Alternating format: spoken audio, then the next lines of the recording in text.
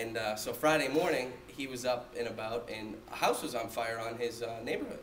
And so he went out, took some video with this little camera he has, a flip camera just like that, takes some video, and from home he posts on the website at, it was about 6:40 in the morning, that there was a fire at this house, and told what he knew, and that he's not a reporter at all. He's our webmaster, so he's more of a web development guy than a journalist. And so, post that, has the video. You know, he calls me on my cell phone, and I'm getting out of bed, trying to get up and get into the office. So, you know, he tells me, you know, if you could follow up on this when you get in. All right, we'll take care of it. So I get in, I assign a reporter to the story, and they go out and they check the facts and get a whole bunch of stuff. Well, we had about 12 updates on this story. That's a lot of updates on the story.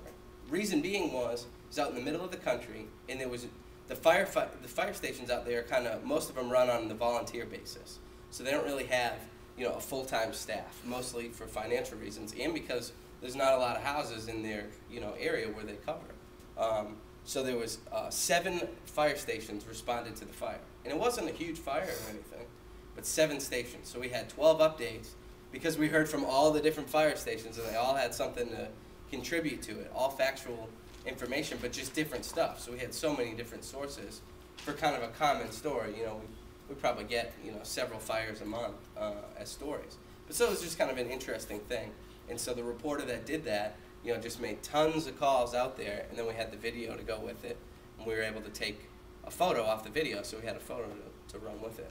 But it was just kind of a neat and kind of out there story where it was something in the middle of the country, but still we got all these updates on it and things like that, and it was, you know, our most viewed story for like the entire weekend.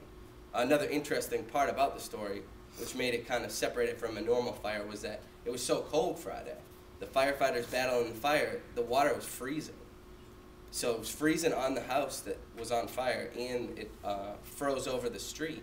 So the fire trucks couldn't get out, and so they had to call the Department of Transportation to come in and lay down salt and sand so that the trucks could get out. They had like 5 or 6 trucks out there, and they couldn't go anywhere. So they battled this fire and put it out, and then they were stuck there. So that kind of made it a little more interesting. But so some more stuff we do is really, we put a big focus probably about a year and a half ago into improving our video on the website.